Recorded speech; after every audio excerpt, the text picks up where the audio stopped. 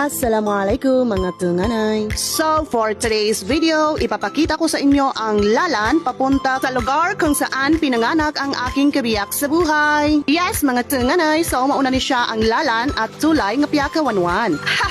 Piyakawanwan talagas kanyan mga tunganay. Medyo may kataasan kasi ang DIY na tulay na ito. At talagang medyo margan ang lalan papunta sa lugar kung saan pinanganak ang abi ng aking mga supling.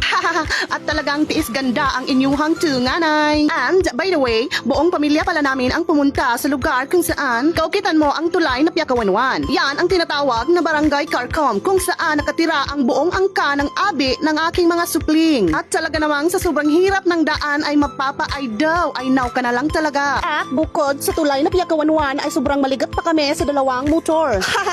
At miya lupit-lupit ang aming bonjokoy. So ayan mga tunganay, punakadag na kami. Sa alhamdulillah kami kami doon sa bahay ng aking panugangan. So ayan na ang bahay ng aking mga supling. O nang bisis pala pumunta ni Bibi Ijana dito sa bahay ng kanyang bahay. Kaya naman talagang hindi maitago ang tuwa na sa mukha ng kanyang bahay. And that's all for today's video. At ako ay mag-iwan ng mga katagang margan alipatan sumatag tundog sa lalan na ayapan ni iming garing aming bulugas saranon.